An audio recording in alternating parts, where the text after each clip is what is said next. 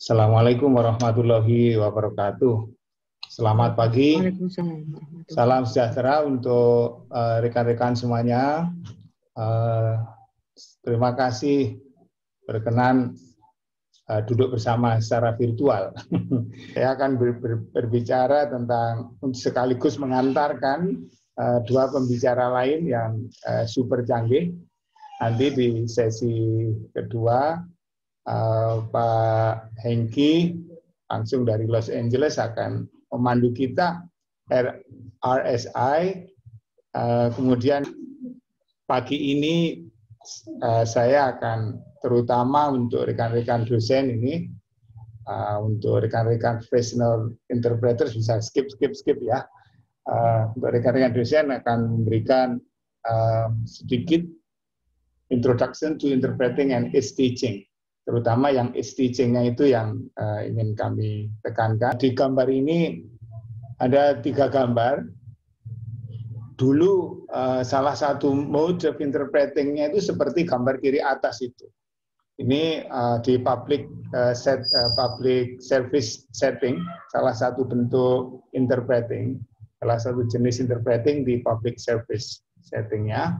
Di rumah sakit ada dokter, ada orang, dan ada juru bahasa atau interpreter yang berkaos marun itu. Nah, akibat adanya pandemi, maka itu tidak bisa lagi dilakukan, maka yang ada adalah seperti ini. Nah, yang ada, ini ada dokternya, ini ada pasiennya, dan kemudian ini ada layar yang ada di sini. Nah, ini adalah RSI saat ini di public service setting.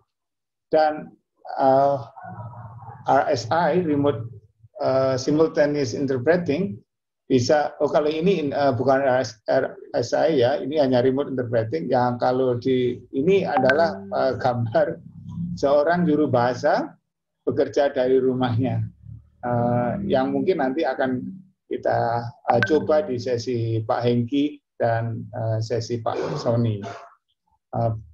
Yang akan ingin saya pagi ini, ya semoga tidak menggarami lautan, karena itu perbuatan yang sia-sia. Sedikit introduction, sedikit saja, dan interpreting teaching at bahasa Inggris Polinema, dengan penekanan saya pagi ini adalah di consecutive interpreting teaching. Dan prinsipnya bisa dialihkan ke simultaneous interpreting teaching too. Kemudian sedikit sekali tentang remote interpreting, ya hanya jenis-jenisnya atau apa. Seperti yang kita ketahui, gampangnya penjuru bahasaan atau interpreting itu menerjemahkan bahasa lisan. Yang menerjemahkan itu bahasa Inggrisnya disebut interpreter, bahasa Indonesianya kita sebut juru bahasa. Bahasa Inggris dari bahasa Indonesia dari interpreting adalah penjuru bahasaan. Di tempat lain juga disebut interpretation. Jadi interpretation itu tidak hanya interpretation mimpi, not only dream interpretation, tapi interpretation itu juga kata lain untuk penjuru bahasaan. Siapakah interpreter? Interpreter itu seorang profesional di bidang komunikasi yang membantu orang lain untuk bercakap-cakap, exchange ideas, and understand each other. Sekarang sekilas kita lihat jenisnya. Kalau kita melihat dari moda kerjanya, the working mode, kita ada di situ melihat consecutive interpreting. Consecutive interpreting. Ini adalah interpreting dengan cara kerja interpreter atau juru bahasa menerjemahkan ujaran yang kita juru bahasa itu setelah satu penggal selesai diucapkan oleh orang tersebut. Kalau saya hari ini mengatakan menerjemahkan, itu tidak berarti dengan pengertian sama pada saat kita berbicara terjemahan tulis. Karena menjuru bahasakan tidak sama dengan menerjemahkan. kalau di penerjemahan kita berupaya menangkap sebanyak mungkin informasi dan mempertahankan gaya bahasa. Namun di dalam interpreting kita hanya menerjemahkan atau mengalihkan pesan. Struktur, pilihan kata boleh berbeda, tapi yang penting pesannya sampai. Karena bahasa mulut ini, bahasa lisan ini lebih lama, lebih panjang kalau diucapkan, dan it takes time, dan juga ada memory nanti yang mendapat tekanan. Yang kedua, simultan, penjuru bahasaan simultan yang atau disebut juga conference interpreting. Ini tidak menunggu pembicara selesai mengucapkan ujarannya, tetapi mungkin sekitar 3 detik atau 4 detik, 3 detik mungkin ya, setelah mulai bicara, juru bahasa juga mulai menjuru bahasakan. Side translation ini sebenarnya ini tengah-tengah antara transition dan interpreting. Side transition itu pada misalnya saya menghadapi selembar pengumuman berbahasa Inggris dan audiens saya berbahasa Indonesia saja, maka saya mengatakannya di dalam bahasa Indonesia, teksnya bahasa Inggris. Whispered atau touch interpreting itu ya berbisik seperti simultaneous, tapi ini untuk satu orang saja yang klien kita, satu orang yang di samping kita, dan kita berbisik. This is the working mode.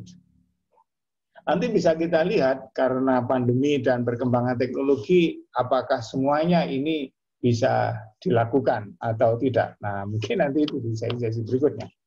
Yang kalau kita bedakan menurut setting, maka tempatnya itu, maka di situ ada community interpreting atau public service interpreting seperti dalam gambar, ada court interpreting di pengadilan, ada ahlinya di sini Pak Wayan Ana. Selamat datang Pak Ana, guru kami. Itu ahlinya court interpreting. Ada conference interpreting, yang jelas saya tahu kalau yang sudah ada Pak Sony, pembicara kita, narasumber kita yang ketiga, ada Ira, ada Mas Wiwit, ada Budi barangkali ya sudah datang. Conference interpreting.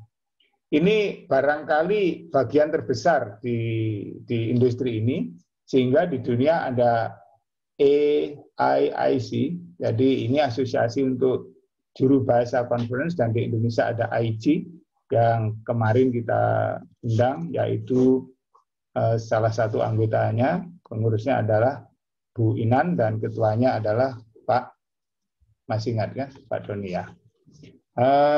Kemudian ada media interpreting, ada license and escort interpreting. Ini kita mengantarkan yang ke-5 ini, mengantarkan orang berjalan gitu, dan kita menjadi interpreternya.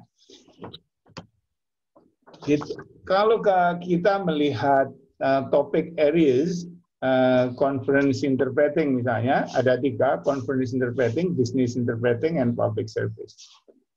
Conference interpreting itu biasanya berbicara tentang ilmu, isu-isu tertentu yang itu dalam bentuk konferensi.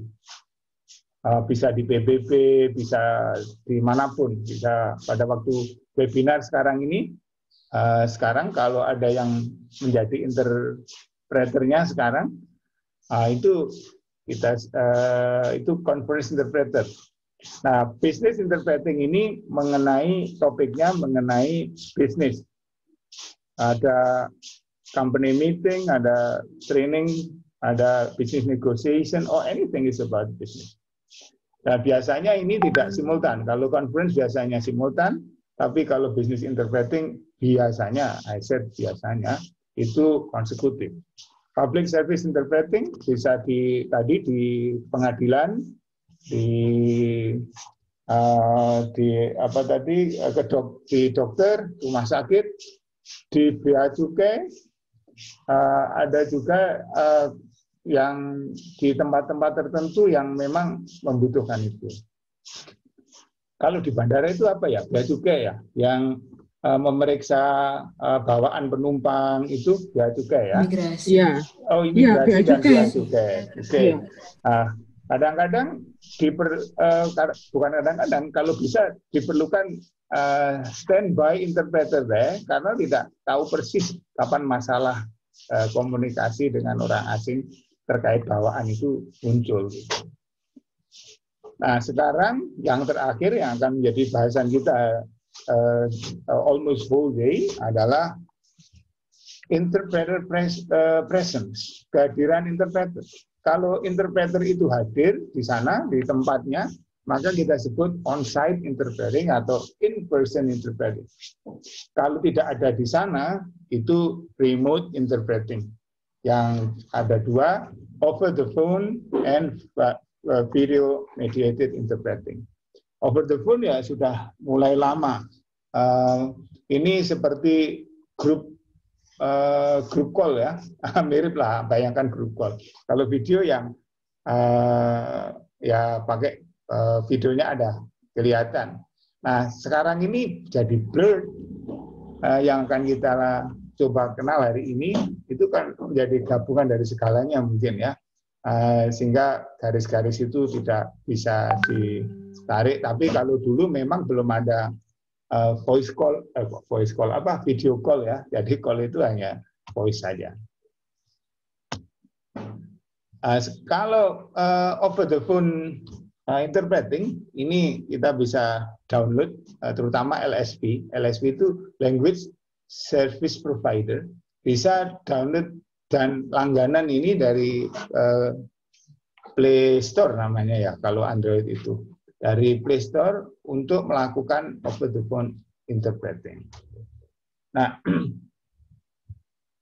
4 karakteristik yang kita tahu dalam interpretation atau interpreting adalah vitality, vocabulary, structure, or naturalness, background knowledge. Apapun mode-nya, apapun situasi dan settingnya, keempat hal ini harus diusahakan oleh interpreter. Vitality to no over translation, no under translation. Ini maksudnya ideal ya, kadang-kala kita tidak bisa ideal dan kita perlu strategi. No distortion of meaning, tidak boleh menyembunyikan makna. Vocabulary, effective and consistent. Kalau bisa dikatakan dengan satu kata, jangan milih ekspresi yang 2 atau 3 kata. Structure, naturalness. Smooth flow, appropriate style and register, clarity of voice, self-control. Self-control itu kadang-kadang kita terlalu bersemangat ya. Kadang-kadang kita terlalu bersemangat menjuru bahasakan padahal speaker kita itu biasa-biasa saja. Dan kita menjuru bahasakan menjadi sangat bersemangat. Nah, itu tidak pas juga.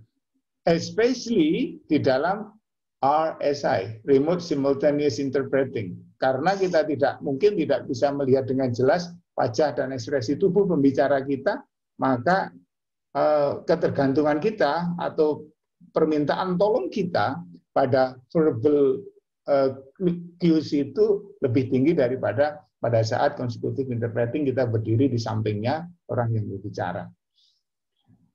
Clarity of voice, nanti kita bisa lihat bagaimana Pak Enggi dan Pak Sony yang professional interpreter itu bagaimana bahasanya, suaranya, dan saya rasa sangat clear, tidak ada mumbling, nggak apa gitu. Kemudian background knowledge, excellent understanding of subject matter or topic. Nah, ini sudah. Apa keterampilan yang diperlukan di language? Tadi accuracy, choice of vocabulary, structure sudah tadi. Delivery tadi sudah. Nah, yang ini ada note taking khusus untuk consecutive interpreting. Kalau di simultaneous tidak perlu karena tidak akan nutut. Ini tapi lebih berat. Listening and speaking simultaneously. Oleh karena itu kita bedakan di Polinema ngajarnya ini 1 semester, konsekutif dan simultaneous 1 semester. Di simultaneous interpreting ada lagi tambahan teamwork. Yang ini menjadi tantangan pada saat kita melakukan remote simultaneous interpreting. Saya skip saja ya ini, nanti bisa kita bagi. Interpreting teaching at bahasa Inggris Polynema. Pendekatan kita berangkat dari pemahaman bahwa interpreting is basically a cognitive process. Cognitive process. It's not like martial art, tidak seperti bela diri yang atau volley atau apa ya, sepak bola yang memang itu motorik, tapi ini cognitive process. Sehingga ini saya sampai pada penggal kedua, the teaching of interpreting. Sehingga di dalam mengajarkan ini kami memakai approach cognitive process. Ya, cognitive process itu menurut Ma terdiri atas perception, decoding, recording, encoding, expressing. Mungkin rekan-rekan yang mengikuti bincang santai kedua atau WeTalk kita yang kedua akan bertanya kepada saya atau dalam hati, loh Pak Sugeng ganti lagi. Padahal kemarin kan effort model, sekarang ganti cognitive process. Effort model itu juga cognitive process, itu lebih sederhana untuk menjelaskannya. Nanti di slide selanjutnya ini akan ketemu di manakah posisi effort model. Saya meminjam kerangka berpikir Nader dan Tabor, kemudian Nader dan Tabor itu kemudian dijelaskan oleh Larson. Kemudian saya pinjam ke sini untuk menjelaskan cognitive process di dalam interpreting. Di dalam kita menjadi juru bahasa, menjuru bahasai sebuah wicara, maka pertama-tama kita mendengar suara itu. Sinyal suara itu kita dengar di dalam source language. Nah, kita bisa mendengar karena kita bisa mempersepsi dengan indera kita, dengan indera pendengaran kita, that's perception. Namun kita tidak hanya mendengarkan, juga melihat, karena makna juga bisa disampaikan tidak dengan kata-kata, tapi juga dengan ekspresi wajah, gerak tubuh, dan lain sebagainya. Nah, dari sound, verbal and non-verbal signals itu, input itu, maka kita decode, ini melalui proses, kita decode menjadi makna atau pesan. Jika decode menjadi makna atau pesan. Di dalam source language awalnya. Meskipun saya juga berpendapat di dalam otak kita nggak beda-bedakan. Meskipun ada ahli yang kognitif itu membedakan, oh kompartemennya bahasa sumber ada, bahasa target ada. Menurut saya ya satu saja. Tapi for the sake of this explanation, I put it into this picture. Saya ulang lagi, kita bisa mendengar dan melihat, dan kita decode the meaning. Nah, di remote simultaneous interpreting atau remote interpreting ini menjadi tantangan karena kemampuan kita untuk melihat bahasa tubuh, ekspresi, dan reaksi dari audiens yang ada, enggak ada karena di rumah masing-masing, jadi tidak jelas. Misalnya saya bicara, ada orang tersenyum, tapi itu barangkali virtual background yang pakai GIF. Jadi bisa tersenyum, bisa bergerak, tapi mungkin tidak di sana. So, this is virtual. Inilah dunia maya, bukan Maya Rizky Fauzia. Inilah dunia maya yang harus kita sikapi dengan kearifan tersendiri. Ya. Kembali ke sini tadi, didekode menjadi meaning. Setelah didapatkan meaningnya perlu direcord, direkam, kemudian dikodekan ke dalam bahasa sasaran, masih di dalam pikiran, dan diekspresikan dalam bahasa sasaran. Garis putus-putus saya secara imajiner menandai mana yang berupa linguistic forms yang bisa kita dengar. Ini semua bisa kita dengar, dan yang di bawah ini ada yang ada di dalam kognisi kita, in our cognition. Nah, kaitannya dengan effort model yang saya sampaikan di edisi kedua WeTalk itu, di dalam itu kan effort model ada 3 ya. Yang pertama listening, itu this is the whole thing, perceiving, and decoding of SL. Maka untuk, oke, saya lanjutkan yang makanya itu, sekarang saya lanjutkan yang prosesnya. Nah, recording ini adalah memory. Jadi ada satu lagi kalau masih ingat, di talk kedua itu adalah benar sekali, production. Jadi sebenarnya ini sama, listening, memory, and production. Di dalam pengajaran, untuk membentuk orang yang hebat itu ya, saya tidak termasuk interpreter yang hebat itu, kami berpikiran bahwa masing-masing step ini melibatkan skills. Dan skill ini yang kita bentuk secara terpisah, dan pada tahap ini nanti kita gabungkan untuk membuat expression in TL. We use this in our teaching. Nah, sekarang skill apa itu? Kami mencoba mengidentifikasi. In every stage in the model, some cognitive skills are implemented. So we have to build. Nah, berdasarkan bacaan kami yang terbatas, di perception ini ada anticipating skill. Pada saat kita mau mendengar itu, sebelum kita memahami, kita harus bisa mengantisipasi what will the speaker talk.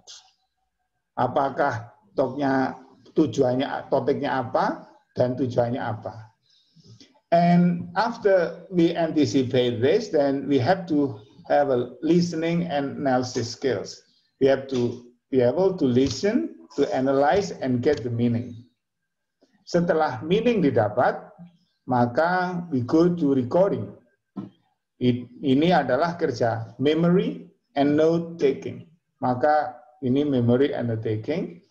Kemudian encoding, inilah ada transfer strategy. Inilah penerapan dari strategi-strategi penjuru bahasaan. Masih di dalam pikiran, pada saat kita ekspresikan secepat kilat, maka inilah kita gunakan kombinasi dari semuanya, kemampuan public speaking, ada field tactic, dan lain sebagainya. How we chunk this into manageable materials to teach.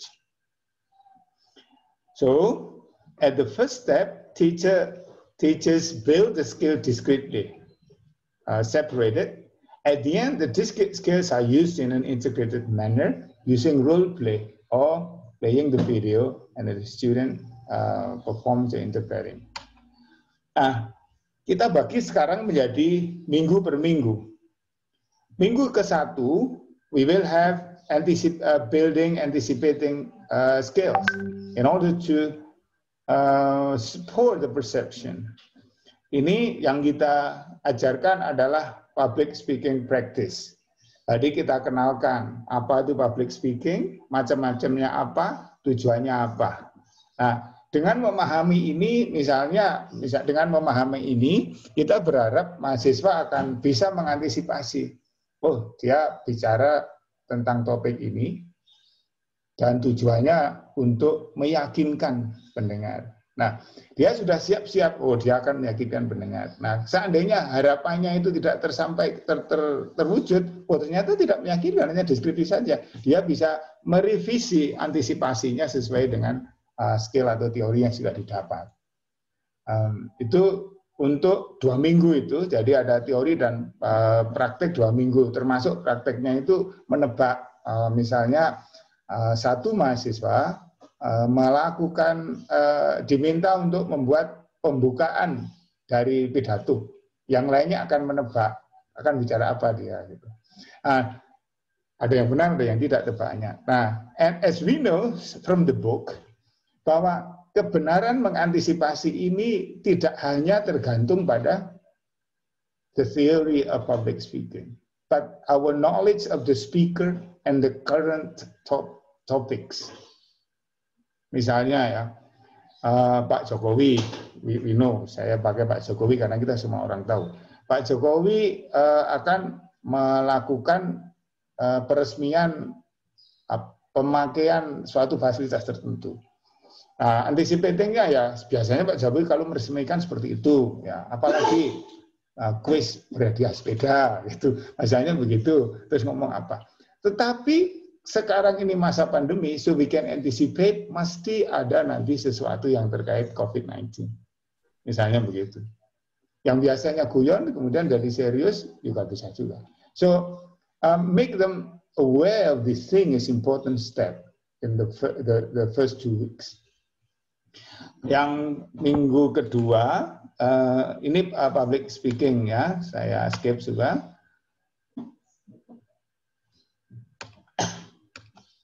Sekarang week 3 sampai 5 kita ke listening and analysis. Mbak Tanti nanti please remind me if I only have 5 minutes to the end. Oke. Oke. In minggu 3 sampai 5 kita listening and analysis. Listening for main ideas, getting the message from intonation. Jadi mungkin agak berbeda dengan listening 1, 2, 3. Ini ada getting the message from intonation, listening for different dialects, identifying ideas, identifying groups of words. Kita itu lama 3, 4, 5, 3 minggu. Because ini sebenarnya intinya ada di sini. Minggu 6, 7, 9, 3 minggu juga, we have memory exercises, understanding and developing note-taking systems, and then note-taking practice. Yang ini menantang, kalau ini biasanya di 6, 7, 9 ini anak-anak suka, because they learn new things. Week 10 to 11, CI strategies. Mungkin bisa dilihat ini, ada ini kelihatan? Enggak ya? Ya, ada beberapa ahli mengategorikan, mengidentifikasi strategi itu. Mungkin yang ini lebih kelihatan. Oke, ada 23, ada yang bilang 19, seperti Andrew Gillis kalau nggak salah 19, ada 22, ada 27. Kebanyakan sama. Ini strategi yang disebut anticipation untuk SI, CI. When I say SI, simultaneous and consecutive itu untuk CI. Compression, condensation, summarizing. Nah, ini terus sampai ke bawah, omission, chunking, text expansion, waiting, delaying, 7, 8, 9, 10, 11, 12, 13, 14, 15, sampai terus 27 ini, termasuk di sana ada intonation. Kalau bingung nggak bisa menjuru bahasakan, dia bisa menggunakan intonasi suaranya untuk menyisipkan makna yang ingin disampaikan. Oke, ini kita ajarkan di minggu-minggu tadi. Oke, di minggu-minggu tadi. Dari strategi tadi, ada ini penelitian di Eropa. Jadi ada beberapa strategi yang menurut dosen-dosen di sana dikategorikan menjadi type A, type B, type C. Type A itu yang direkomendasikan. Explicitation, compression, transformation, reproduction, dan sebagainya. Type B itu yang disarankan. Type B itu yang disarankan. Ini not recommended. Guessing, word for word translation, substituting itu tidak disarankan. Jadi mengganti contoh dengan contoh lain itu tidak disarankan. Nah, a student should know this, meskipun tidak melakukan semuanya. Seperti yang berulang-ulang saya katakan, pada saat kita belajar jurus-jurus silat, mungkin tidak akan kita pakai selama 1 tahun, 2 tahun, 3 tahun, tapi pada saat kita kepentok, kita akan menggunakan jurus silat itu. Oke, nah setelah itu dia belajar terpisah begitu, satu kalimat, kemudian di sini belajarnya terpisah, misalnya satu kalimat di juru bahasa menjadi kalimat lain, dan identify itu strateginya apa. Nah, kemudian pada ini lama 12, 14, 15, 16, ada 4 minggu. Ini role play terus. Kami di Polynema ada 6 jam per minggu, 2 kali seminggu. Berarti 3 jam plus 3 jam. Role play terus dengan setting yang bermacam-macam. Karena ini konsekutif, maka kita mengambil setting yang memerlukan konsekutif, misalnya di rumah sakit, police station, immigration office, news conference, speech itu bisa juga di konsekutif. Oke, termasuk negotiation. Kalau untuk business interpreting ya ada negotiation, ada macam-macam ya. So basically that's what we do in Polynema for consecutive interpreting.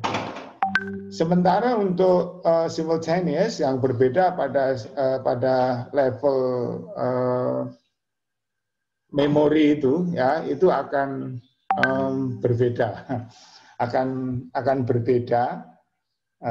Jadi kemudian untuk menyiapkan yang expression itu juga ada latihan berbeda, misalnya parroting itu karena automaticity di dalam simultaneous interpreting itu sangat penting. Dia ada shadowing atau parroting, ada juga latihan-latihan yang memang menuntut skill yang berbeda dibandingkan consecutive interpreting. Demikian bagian kedua. Kemudian saya akan ke bagian ketiga. Bagian ketiga ini untuk memberi landasan. Barangkali nanti Pak Hengki mengatakan sesuatu biar kami semua oh itu maksudnya gitu. Barangkali bisa begitu. Atau paling tidak mengantarkan what is distance or remote interpreting. Distance interpreting or remote interpreting itu pada dasarnya menggunakan teknologi komunikasi, bukan top itu ya, tapi itu to gain. Maafkan saya. To gain access to interpreters and or speakers in another room, town or country. Ada dua, seperti yang saya sampaikan tadi, telepon interpreting, over the phone interpreting yang sudah mulai digunakan sejak tahun 73, tahun 2009 itu sudah ada yang menulis bagaimana melakukan OTP, over the phone interpreting menggunakan Skype. Yang kedua adalah video mediated interpreting, video conference interpreting yang mungkin wujudnya ada bermacam-macam. Ini sudah banyak tahun yang lalu, maksud saya literatur ini sudah terbit lama, agak lama. Interpreting di video conference can take the following forms. Yang satu itu RI, itu remote interpreting, singkatannya RI. Pada saat para juru bahasa itu hadir di tempat konferensi dan interpret external speakers contribution. Jadi ini ada konferensi, kita offline, kemudian ada orangnya yang hadir di situ, ada pembicara, ada juru bahasa, ada juga pembicara dari luar melalui video. Dan tentu saja video dan suara. Ya. Kemudian itu yang pertama. Bentuk yang kedua, pada saat konferensi itu dilakukan di dua tempat yang dihubungkan dengan teleconference facilities. Nah, yang kedua ini interpreternya masih bersama speakers, either at venue A or either at venue B. Yang ketiga, remote interpreting, ada dua venue, tempat A dan B, tapi interpreternya tidak ada di A atau di B. Di C, dari lokasi C. Nah, dari lokasi C, jadi berbeda ya, ada tempat A, tempat B, itu speakernya, dan C tempatnya interpreter. Lokasi C, tempatnya interpreter terpisah dari A dan B. Itu pun nanti bisa, yang C itu bisa diidentifikasi. Apakah di C itu, di C itu mereka sama dengan interpreter yang lainnya, kita sebut hubs, nanti, ataukah sendiri-sendiri di rumahnya C, di location C itu C1, C2, C3. Nah, yang nomor 3 ini yang akan kita coba hari ini bersama Pak Engki dan Pak Sony. Yang kita coba RSI kita hari ini adalah yang nomor 3 ini. Kemudian yang keempat, remote interpreting at a conventional conference, di mana interpretersnya, juru bahasanya tidak bekerja di dalam conference room. Tidak ada di ruang itu, tapi di ruang yang lain. Lah, kenapa kok begitu ya? Nggak tahu juga. Mungkin tidak ada tempatnya untuk bus barangkali. Mungkin hal-hal praktek ini Pak Sony lebih memiliki pengalaman, lebih karena pengalamannya ya lebih bisa banyak memberi penjelasan kepada kita.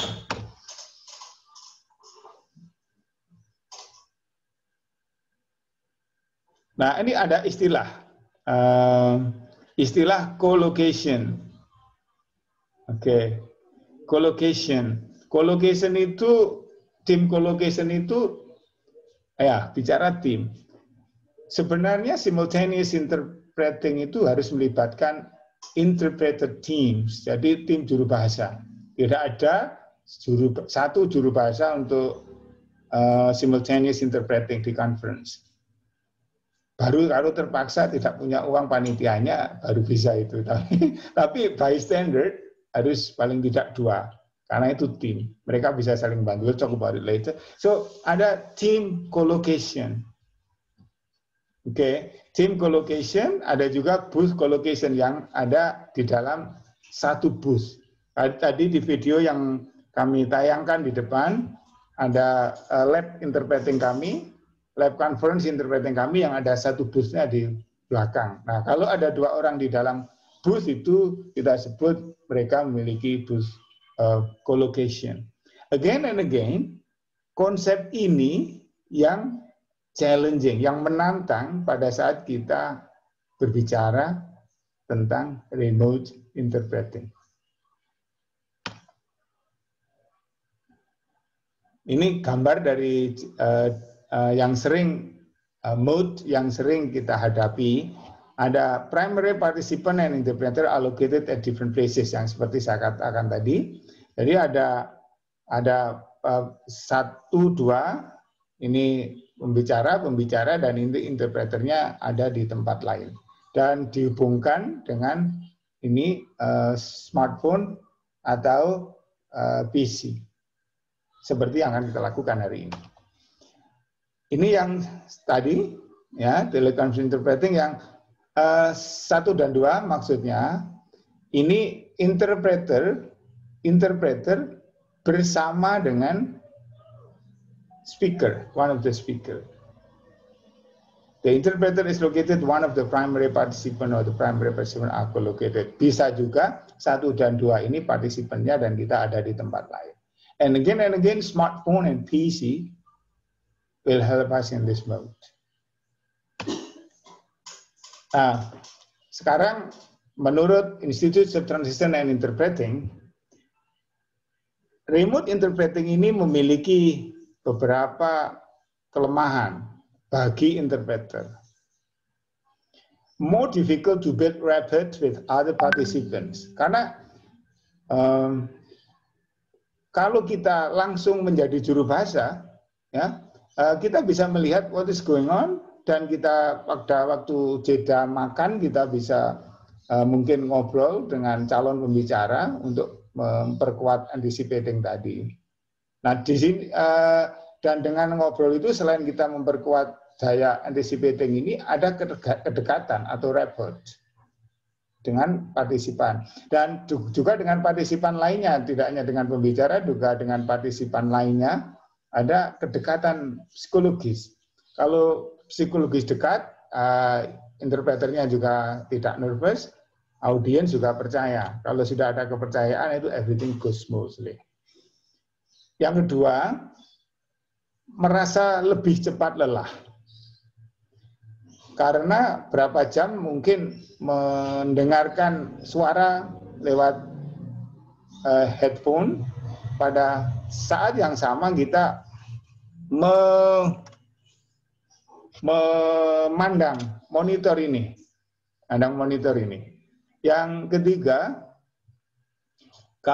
merasa jauh dari, kalau itu di pengadilan ya dari pengadilan, kalau itu conference ya merasa jauh dari hingar-bingarnya kehidupan yang sebenarnya itu yang sedang dijuru bahasai.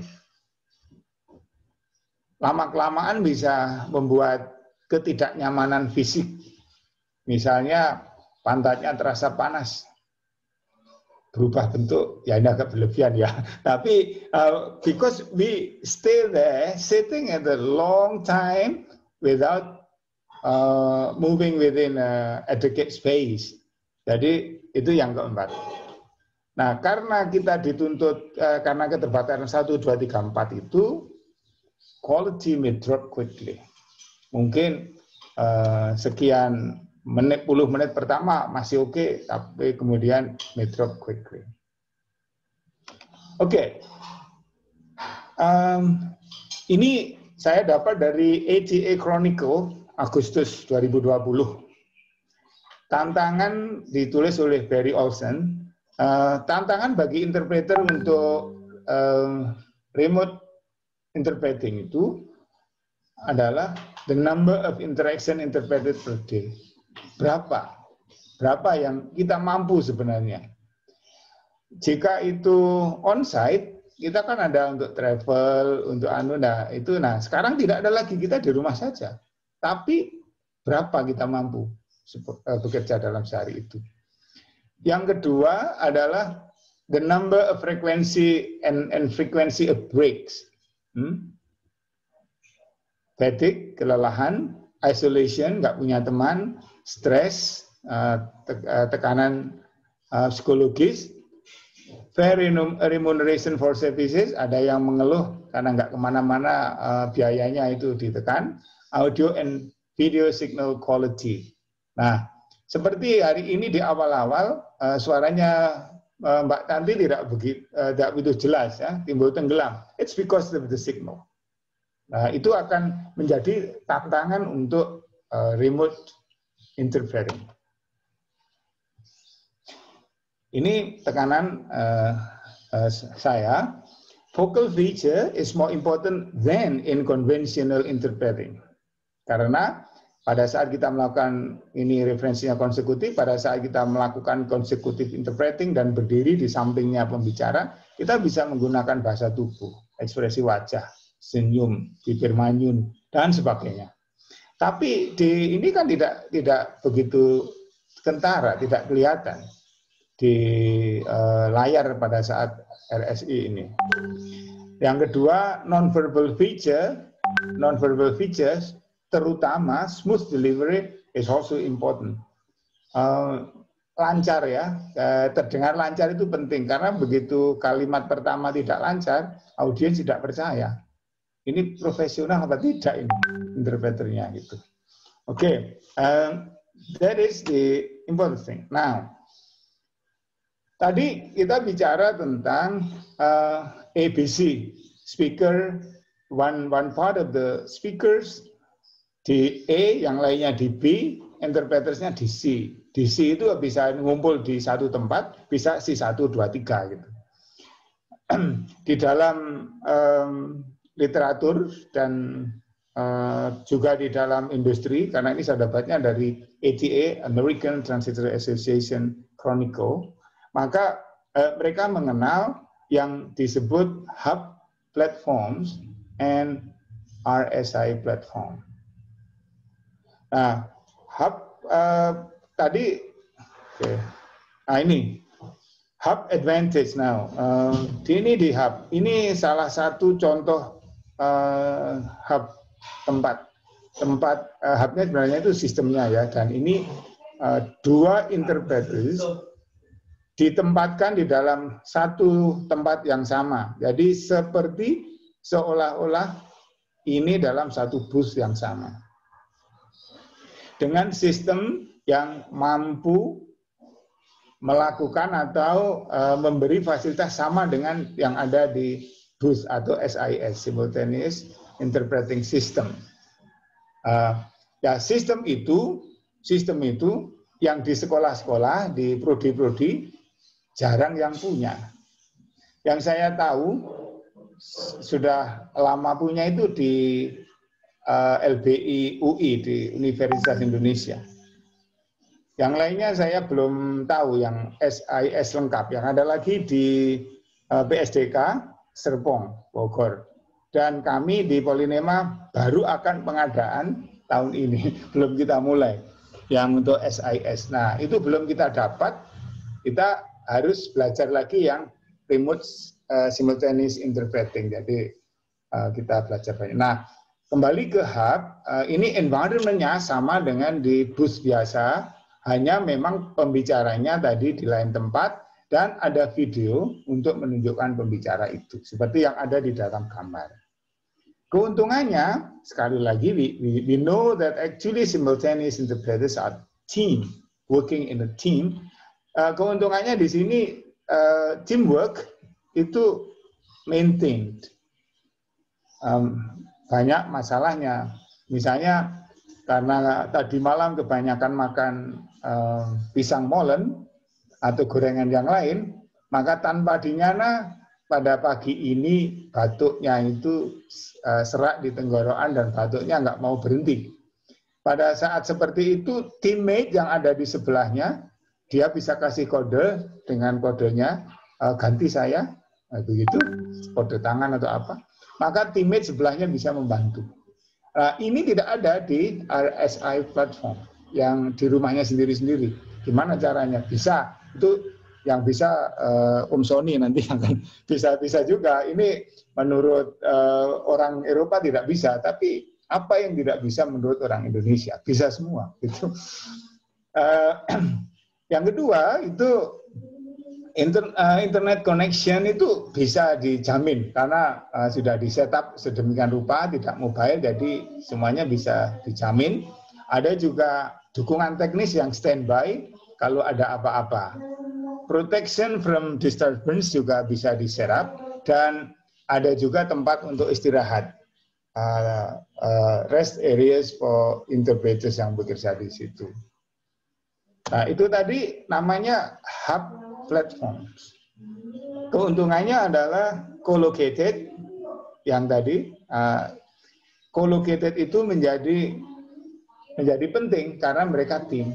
Nah, kalau RSI platforms yang salah satunya itu Zoom dan menurut ATA Chronicle dan menurut Pak Hengki juga bukan RSI platform yang sejati, itu yaitu no co-location. Ya banyak connection maybe unsafe lah dari rumahnya sendiri, sehingga interpreternya kalau terpaksa demi professionalism naik ke atas genting untuk mendapatkan signal yang bagus dengan memakai virtual background di pantai, sama hangatnya. Dan nanti Pak Engki saya kira akan bicara tentang handover. Handover is difficult. Jadi mengalihkan giliran kamu gitu akan sulit pada saat kita memakai RSI platform itu. Dan tidak ada relay restriction-nya, tidak ada. Demikian juga karena di rumah kita, kan kita ya mungkin ada yang pakai genset otomatis ya. Sebagian besar tidak. Kalau listrik pemadaman bergilir seperti di Jalan Sulfat sekarang ini, di rumahnya Bu Rikmah, harus ngungsi. Kalau pas tugas, nggak ada pemberitahuan, ya itu repot juga ya. Meskipun meskipun ada automatic genset, tapi kan perlu waktu. Pada saat itu mungkin koneksinya harus mengulang dari awal.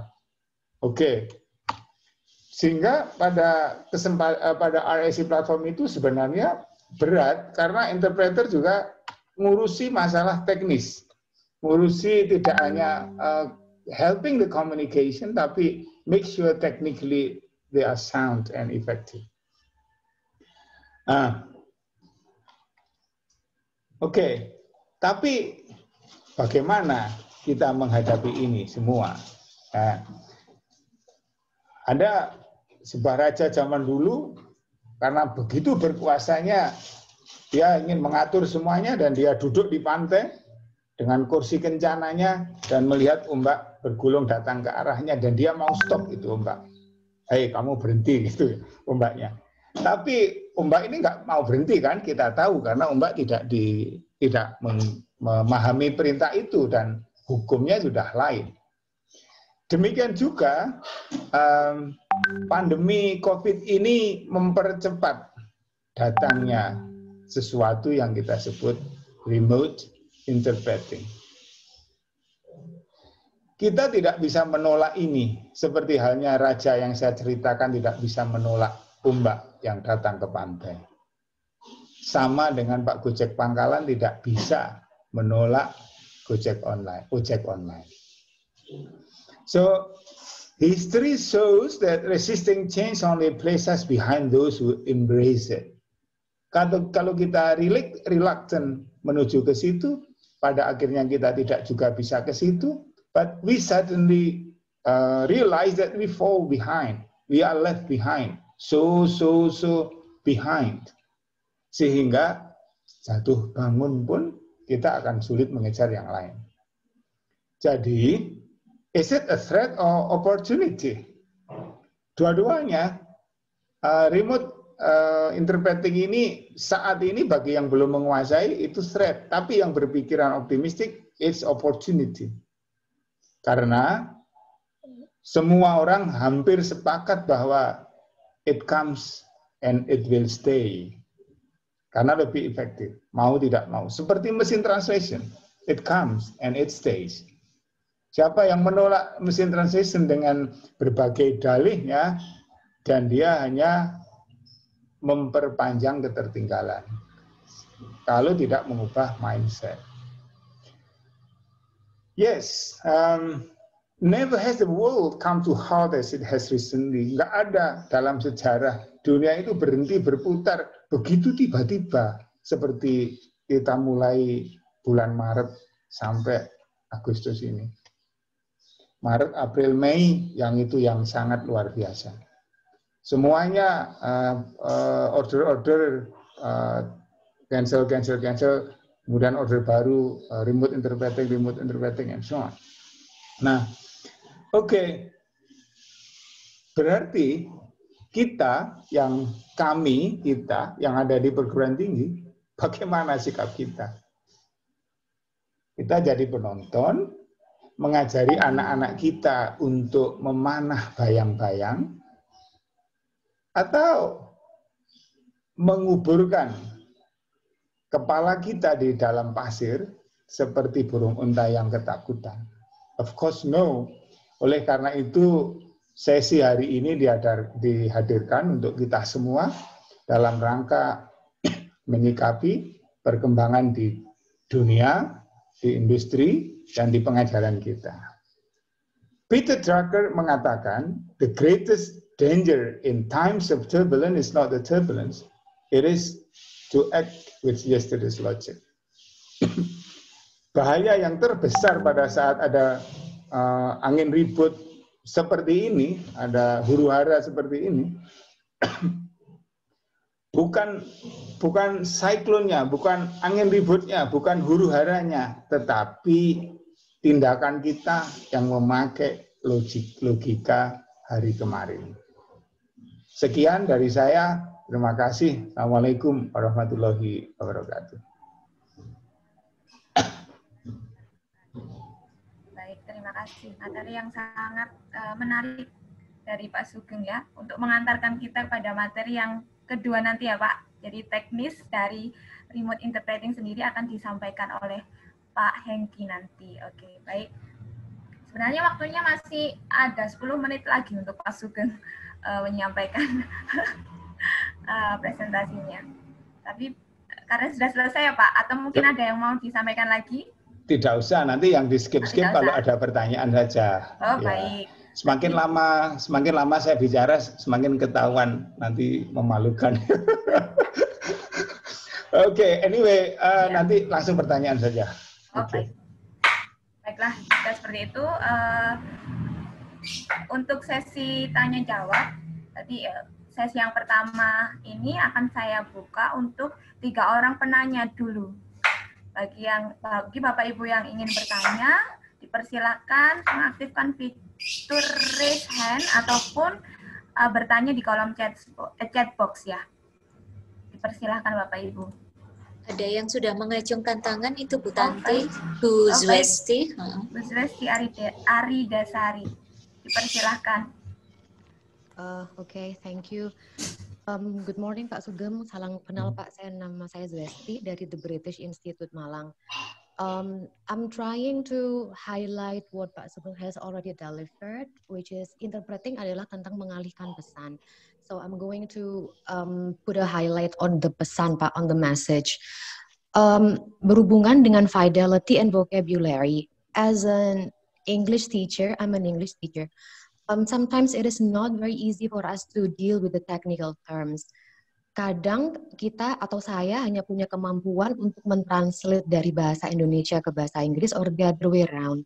But sometimes in doing some interpreting, people also need to get the context or to get exactly the right context. So, pertanyaan saya adalah bagaimana cara kita untuk deal with that technical terms. Kemudian pertanyaan yang kedua masih berhubungan dengan pertanyaan yang pertama, Pak.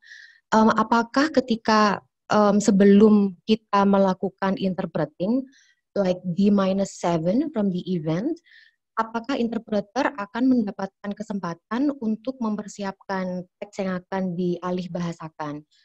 Because based on my experience, like couple of weeks before, saya dikirimkan teksnya, kemudian saya masih punya kesempatan untuk mengalih bahasakan. Setelah itu ketika harus melakukan interpreting, itu sudah pre-design gitu, sudah predetermined gitu Pak. Nah, apakah hal yang sama terjadi di semua event atau akan berbeda dari masing-masing tipe acaranya? For example, kalau conference akan diberikan waktu, tapi kalau misalkan yang social akan tidak diberikan waktu, seperti itu Pak. Thank you.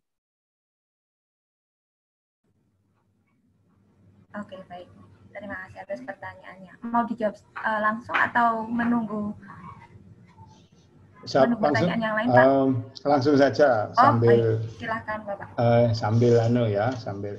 Terus sebentar. Nanti rekan-rekan yang lain yang professional interpreter, ini ada Mbak Ira, Mbak Sony dan siapapun bisa membantu saya ya, Pak Awayan juga dan lain. Pokoknya boleh bantu saya semuanya menjawab pertanyaan ini berdasarkan pengalaman masing-masing. Sekarang cara deal with technical terms. Ini pertanyaan yang sulit, tapi dari pengalaman itu selalu ada laptop dengan koneksi internet cepat. Kalau langsung saat itu ya, ada laptop dengan koneksi internet cepat untuk mencari mencari terms-nya itu. Sehingga kemampuan multitaskingnya memang harus tinggi, mendengarkan, ngomong, kemudian mencari technical term. Mungkin pada saat kemunculan pertama, technical term tadi bisa diganti dengan general term, tapi setelah ketemu nanti kita gunakan technical term dan seterusnya. Kalau sedang di booth, mungkin temannya bisa kasih kode ke temannya untuk support, untuk mencarikan itu dengan segala caranya ya, segala caranya. Boleh dengan laptop, boleh dengan HP, atau boleh pakai barangkali sudah memiliki kompilasi istilah tertentu. Kalau di dunia ini maksudnya di dunia interpreting ini sudah lama sekali, barangkali selain hafal juga memiliki koleksi ya terminologi yang sudah disiapkan untuk diakses dengan cepat. Itu yang pertama. Yang kedua, apakah materi selalu diberikan B-7? Untuk acara-acara yang sifatnya conference, pengumuman, public release gitu, itu barangkali disiapkan begitu, B-7 sampai mungkin ya 4 ya masih oke, kita diberi teksnya. Juga bisa juga dikasih tahu overview dari topiknya secara tertulis. Meskipun nanti pada saat terjadi itu barangkali berbeda. Tapi paling tidak kita punya gambaran dan kita bisa search the terminology. Pernah juga saya mendapatkan jauh-jauh hari teks yang akan dipidatokan, senang sekali dipelajari, tapi 1 menit, 5 menit sebelum mulai, ini LSP-nya bilang, ini nanti akan ada cukup banyak improvisasi. Nah, itu yang improvisasi ini yang sangat menantang, berarti nggak bisa. Yang kedua, juga masalah topik. Misalnya kalau interpreting ini untuk perusahaan dan negosiasi, kan tentu saja tidak ada ya, teksnya sebelumnya tidak ada, karena apa yang dibicarakan itu juga mungkin rahasia perusahaan atau apa. Jadi tergantung topiknya dan kesiapan acara itu. Demikian jawaban saya mengundang sharing dari rekan-rekan interpreter atau juru bahasa tentang hal ini. Baik, dipersilahkan bagi yang mau sharing. Pak Wayan, nggih. Nggih, Izin Pak dipersilahkan Sugeng. Bapak. Ya, silakan. Terima kasih pencerahan Pak Sugeng. Pertama saya ingin menyampaikan terima kasih dulu. Ternyata apa yang disampaikan Pak Sugeng selama pandemi ini kita alami. Dalam code interpreting, mungkin gambarnya pun sudah persis tadi. Terdakwa dengan interpreter satu tempat, hakim jaksa di tempat yang berbeda, persis dengan apa yang disampaikan oleh Pak Sugeng. Sangat menarik. Interpreter sendiri, polisi sendiri, saksi sendiri, juga kita alami persis apa yang disampaikan Pak Sugeng. Oleh karena itu saya sangat senang sekali hari ini bisa Pak Sugeng sampaikan hari itu, dan saya menunggu dari Pak Sony dan yang satu lagi. Khusus untuk menjawab yang tadi, tidak semua materi yang kita akan interpretasikan itu didapat, khusus terutama di code interpreting. Kalau code interpreting itu kita blank total, kita datang ke kantor polisi tanpa bayangan apapun. Tetapi paling tidak pada waktu kita ditelepon oleh polisi untuk datang ke kantor polisi, kita bisa menanyakan penyidiknya masalah perkara apa Pak? Narkotik. Oke. Kata kuncinya narkotik. Dengan mendengar kata kunci narkotik seperti dikatakan Pak Sugeng, kita sudah ada gambaran. Paling tidak dia menguasai, dia mengimport, dia memakai, dia mengetahui, dan lain sebagainya. Inilah yang dijadikan bahan. Tetapi tidak serta-merta demikian. Apa yang disampaikan Pak Sugeng itu sudah persis sama. Kadang-kadang penyidik mengatakan ini masalah narkotik, ternyata bukan narkotiknya yang dipermasalahkan, tetapi perkara lain. Nah, dalam hal ini seorang penerjemah harus memiliki pengetahuan awal paling tidak sebelum melakukan pekerjaan itu. Oleh karena itu, pengalaman adalah kunci utama. Pengalaman, menambah pengetahuan dengan mengikuti webinar, seminar. Kalau dulu kita rajin seminar langsung lebih bagus, kali ini kita webinar. Pesan saya, tidak selalu kita mendapat materi atau apa yang dibicarakan dalam interpreting itu. Nah, oleh karena itu seorang interpreter memang harus siap mental. Kadang-kadang kita akan menjadi bahan ketertawaan karena term yang kita sampaikan tidak pas. Demikian kira-kira Pak Sugeng dan Ibu Pritantina. Terima kasih. Terima kasih Pak Wayan. Oke. Terima kasih. Ada pertanyaan dari chat box. Mungkin bisa saya bacakan, ya. Ya. Dari Pak Nurdin Bramono untuk Pak Sugeng. Pak Sugeng, is it important that public speaking skill for interpreting? Oh, mungkin is public speaking skill important for interpreting gitu ya, Pak ya? Ya, ya. Oke. Ya, seperti yang dikatakan oleh buku-buku dan mungkin yang dialami bahwa public speaking itu penting karena satu itu melatih ini sederhana saja, secara sederhana. Orang yang mampu melakukan public speaking itu kan nyaman ya berbicara di depan umum. Ya, kita menjadi interpreter itu juga berbicara di depan umum. Terutama kalau konsekutif yang menyertai pembicaranya di atas panggung, meskipun audionya terbatas, itu kan harus berdiri di depan orang itu bukan perkara mudah bagi semua orang. Bagi orang-orang tertentu itu tidak mudah. Jadi ketenangan kita di atas panggung itu menjadi pintu masuk keberhasilan berikutnya. Misalnya ada intonasi kita pas, kemudian ada body language kita pas, dan pada saat kita menemui kendala, kita dengan cool begitu mencari solusi dari strategi-strategi tadi.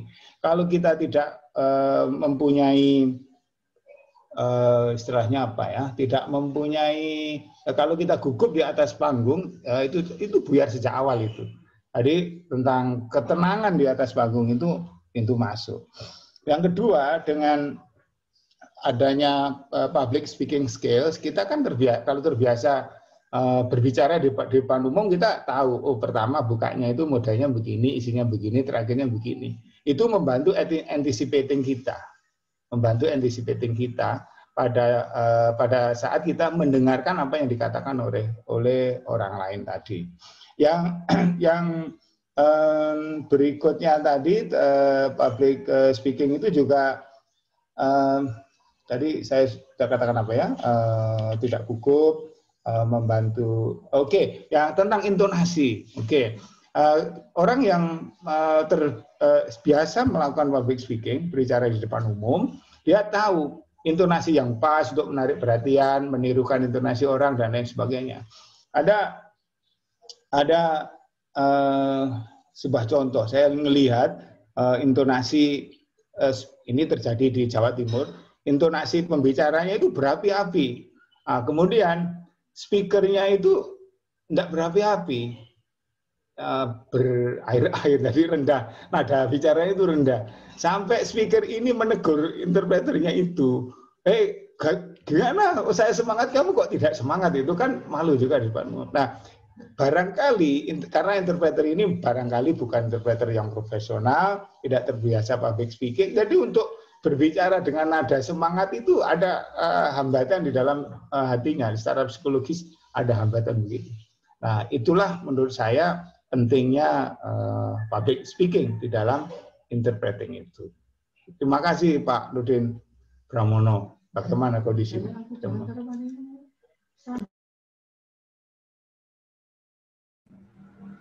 Apakah ada pertanyaan lagi? Bagaimana Pak Nurdin Bramono? Apakah sudah puas dengan jawaban dari Pak Sugeng atau mungkin ada yang ditanyakan lagi? Oh sudah, alhamdulillah katanya Pak sudah puas dengan jawaban Pak Sugeng dan paham. Oke baik, untuk Bapak Ibu yang lain mungkin ada pertanyaan lagi.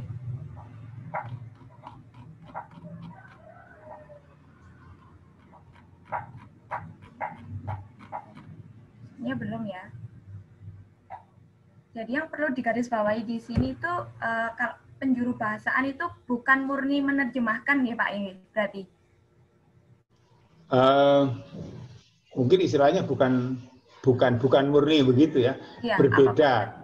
Berbeda. Okay. Tadi yang disampaikan Mbak Swesti ya, itu kita mengalihkan makna. Jadi makna apa yang ingin disampaikan oleh pembicara itulah yang kita alihkan. Barangkali kalimat aslinya itu panjang sekali. Kalimat aslinya itu panjang sekali. Misalnya in this bright warm sunny morning gitu, panjang kan. Ada pagi ini kan bisa. Nah, jadi yang penting itu pagi ininya. Tentu saja bisa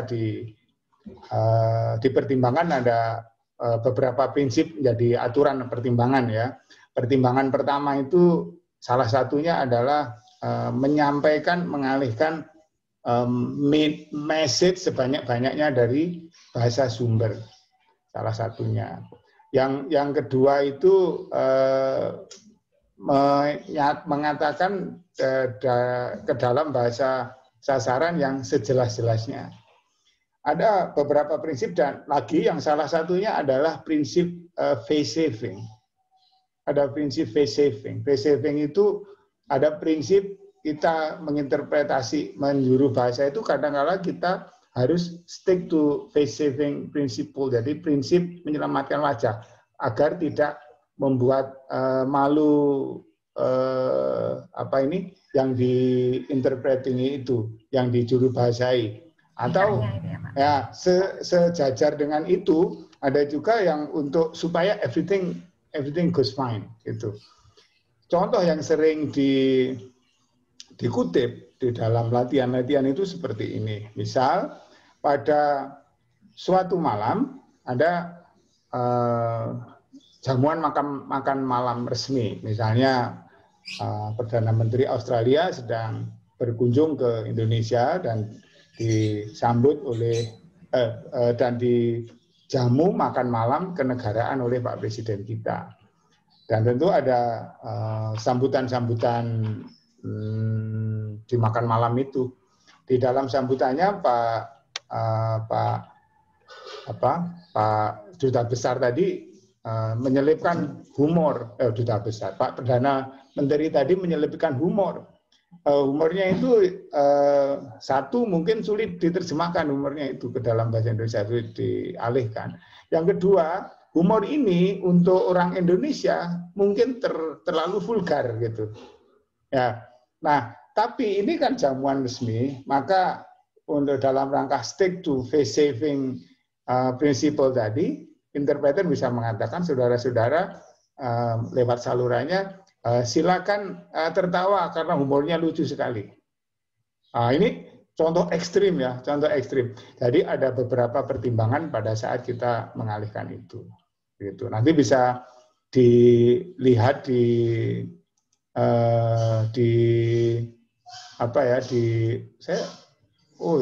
saya tidak nulis di saya ya. Bisa dilihat di literatur atau di search di internet itu ada interpreting principles, ada 6 atau 4 itu yang bisa diaju. Oke, 1, 2, 3, 4, 5, ada 5.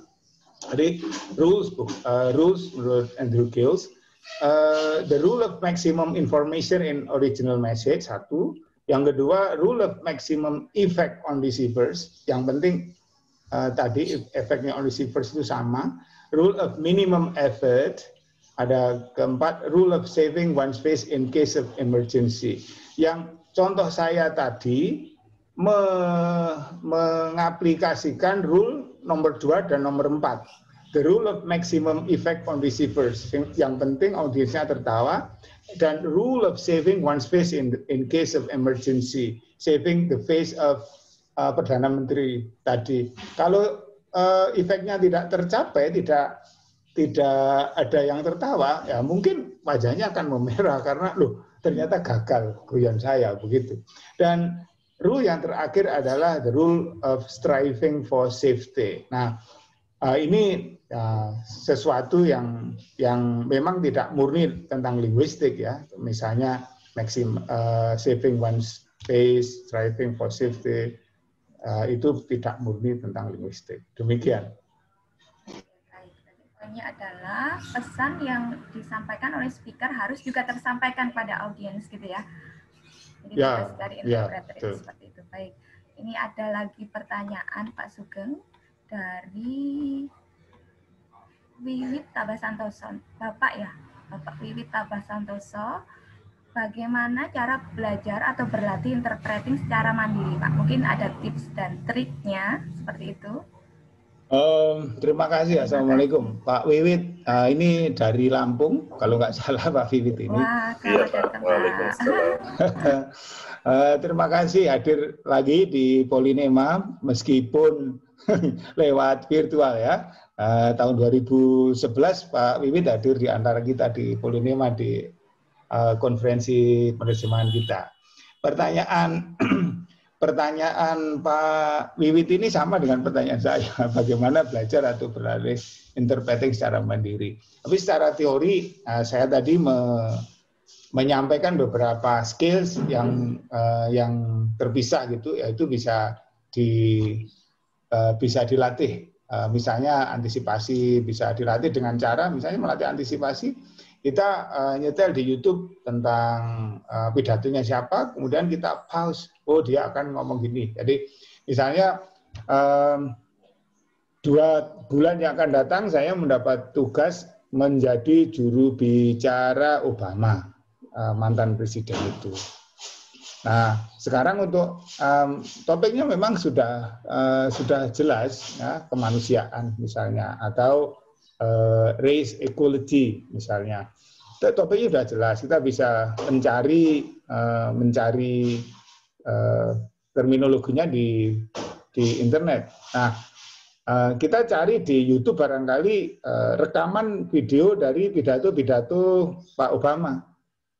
Kemudian pada saat setelah pembukaan kita pause. Nah, kita predik dia akan bicara apa gitu. Itu salah satu. Kemudian yang skill-skill yang lain mirip dengan itu. Skill yang lain mirip dengan itu, termasuk memori. Di dalam consecutive interpreting itu, step pertama memori itu kan melatih mengingat kata-kata yang tidak ada kaitannya gitu. Misalnya anjing tempat tidur, mobil bensin tengkurap. Anjing tempat tidur, mobil bensin tengkurap. Nah, itu 4. Biasanya kita 12 atau 20. Kita minta istri kita bisa sebelum tidur. Kita nulis kemudian di selembar kertas diberikan kepada kita, ditunjukkan kepada kita berapa detik atau 1 menit, dan kita mencoba untuk mengingat itu. Ada yang namanya visualization, ada teknik visualization, bagaimana mengaitkan satu kata dengan katanya dengan cara visualisasi. Ini untuk awal melatih memori misalnya. Jadi berbagai macam penggalan discrete skills tadi bisa kita latihkan di diri kita.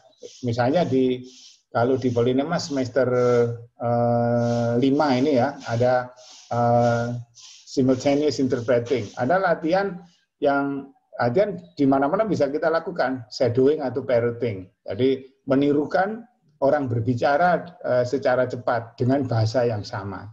Nah, itu langkah awal untuk konsekutif. Kita lakukan sambil muter YouTube.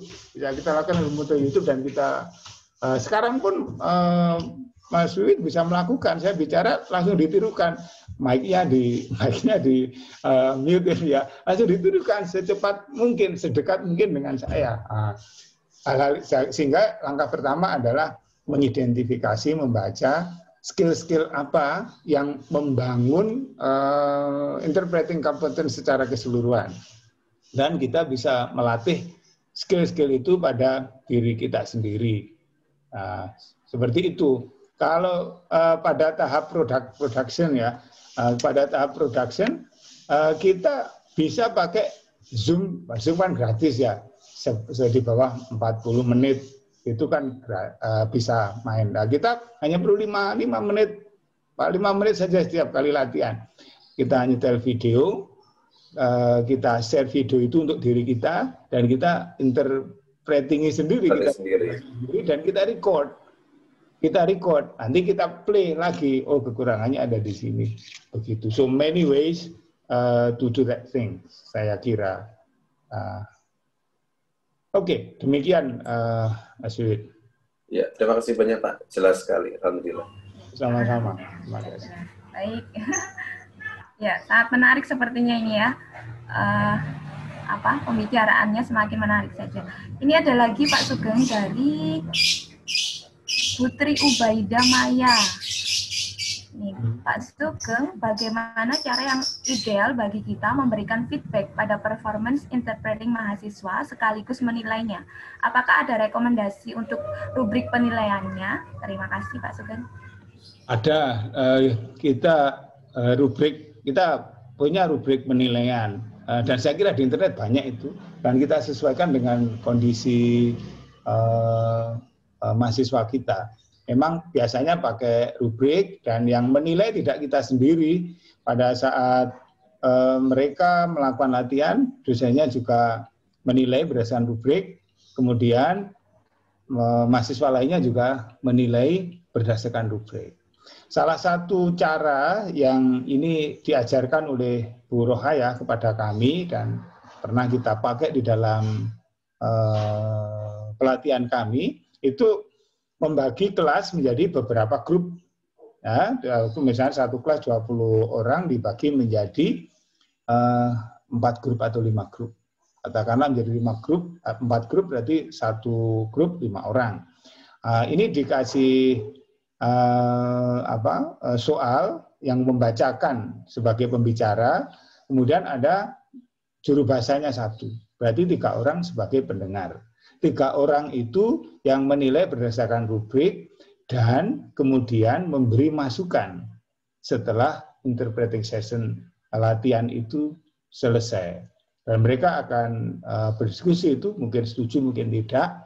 Pada saat mereka tidak mencapai kata sepakat, dosen datang untuk menjernihkan suasana. Begitu caranya. Tapi sekarang Bu Tri Ubaida, maksudnya saat ini saya tidak siap untuk share rubriknya. Tidak siap sekarang. Nyarinya itu masih lama nanti. Ya, begitu.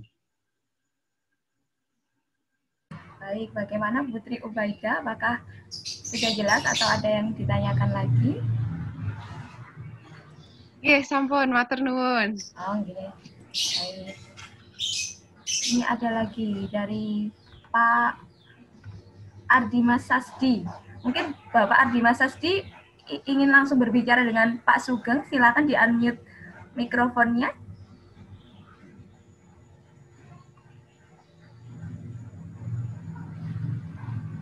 Pak Sugeng izin memperkenalkan Pak Ardimas Sasdi ini besok yang akan menjadi pemateri di hari kedua. Oh, terima kasih Pak Ardimas. Makanya nama ini kok ada di memori saya ya. Padahal belum latihan tadi, belum latihan memori, tapi kok sudah ada di memori saya. Oh, rupanya begitu. Iya. Ini ditulis, pertanyaannya juga ditulis. Ditulis, ya, atau mungkin. Nah, kalau Pak Ardimas berkenan menyampaikan langsung, silakan. Kalau tidak bisa saya jawab. Bisa saya baik, Pak. Oke. Saya sebenarnya nggak begitu paham tentang translation ini. Sekalipun saya pernah belajar di S1 karena memang S1 saya ada translation, ada English literature gitu. Dalam prakteknya saya lebih banyak sebenarnya pada translation bukan interpretation. Tapi kami pernah menggunakan buku Naida ini dulu. Nah, kira-kira isinya ya bahwa translation yang terbaik menurut Naida, tapi tentu banyak ahli lain yang punya pendapat tentang ini, itu adalah kemampuan interpreter atau translator menerjemahkan bahasa asli ke bahasa target itu sedekat mungkin. Jadi itu intinya yang disebut oleh Naida. Pertanyaan saya, bagaimana kita mengukur bahwa kita sudah menerjemahkan apa yang seharusnya kita kerjakan itu sudah sedekat mungkin ke bahasa target. saya juga translator sebenarnya, tapi ya translator kecilan untuk lembaga donor asing gitu. Baik Pak Sugeng, terima kasih, dan Ibu Pritantina. Thank you very much. Oke, terima kasih Pak Adimas. Ini kita mengutip ke Naida and Tabor, dan kita tahu ini kan buku itu pada dasarnya ditujukan untuk penerjemahan tulis. Memang ada kemiripan antara penerjemahan tulis dan penerjemahan lisan, namun ada elemen-elemen yang memang tidak sama. In case of written translation, untuk menilai kedekatan itu lagi-lagi kita bicara rubrik. Di industri itu ada banyak rubrik. Ada LISA rubrik, LISA, sekarang organisasi itu sudah buyar. Kemudian itu diadopsi oleh banyak organisasi, termasuk SDL Studios juga mengadopsi itu. Kemudian ada Blackjack namanya, ada JEI berapa gitu. Malah untuk bidang-bidang tertentu dibedakan rubrik itu. Yang terbaru, TAUS, TAUS, itu organisasi di bidang industri penerjemahan, juga mengeluarkan rubrik. Rubrik itu berisi, yang paling mudah, yang paling efisien memang, rubrik itu berisi identifikasi kesalahan. Identifikasi kesalahan, kemudian memberi nilai kesalahan itu. Yang saya sebutkan tadi yang digunakan di industri, sehingga praktis sekali gitu. Dengan cara itu bisa dilakukan dengan cepat penilaiannya. Terus kemudian kalau mau tidak praktis, yang untuk penelitian itu bisa mencampur dari approach-nya siapa, dari pragmatik, dari linguistik, dari semantik, bisa dicampur. Intinya memang ada rubrik yang digunakan untuk menilai ketepatan itu, kualitas penerjemahan itu. Kemudian di dalam interpreting ini, bedanya dengan di terjemahan itu, kalau terjemahan tulis dicetak, dijual, laku, kesalahan bisa ditemukan banyak orang. Nah, kalau di interpreting sudah selesai ngomong ya sudah selesai, salah ya nggak bisa dihapus ya, nggak bisa ditandai, nggak bisa dihapus. Ya meskipun salah tidak perlu, misalnya ini taktiknya ya, nggak perlu minta maaf kepada audiens. Maaf saudara-saudara, saya tadi telah melakukan kesalahan. Tidak perlu itu. Saya nggak tahu, tapi memang begitu. Jadi ada taktik, ada strategi yang intinya itu yang membiarkan kesalahan itu apa adanya. Karena itu bisa dikompensasi berikutnya. Nah, bagaimana cara menilainya? Ya lagi-lagi kembali ke rubrik. Ada beberapa versi rubrik itu, mulai dari non-verbal cues, ada juga kualitas verbalnya itu. Namun ini yang perlu saya garis bawahi, sesuai menurut pengetahuan saya adalah yang natural equivalence itu, natural equivalent itu yang kadangkala tidak dipentingkan. Karena yang penting adalah menyampaikan pesannya tadi. Meskipun aslinya itu berbunga-bunga, kalau kita tidak punya waktu untuk mengalihkan ke dalam bahasa yang berbunga-bunga, batang dan cabang pun tidak apa-apa. Itu kalau interpretation ya? Ya, kalau interpretation. Tentu saja lebih baik kalau memang bisa sedekat aslinya berbunga-bunga, interpretation-nya itu berbunga-bunga. Ada sebuah kasus yang selalu menarik kalau konferensi itu dibuka oleh pejabat di Malaysia. Pejabat di Malaysia selalu membuka sesuatu dengan pantun. Mesti ada pantunnya.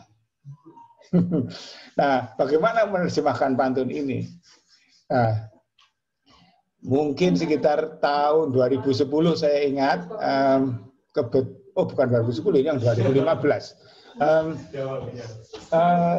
Saya ingat karena kebetulan interpreternya itu saya kenal, orang Singapura, mungkin beberapa di sini kenal, namanya Bashir. Setelah dibuka oleh menteri saat itu konferensinya, kita ada break dan saya tanya, Bashir, saya curious, bagaimana kamu mengalihkan apa tadi, pantun tadi bagaimana? Ya saya nggak bisa tidak saya alihkan, saya intinya misalnya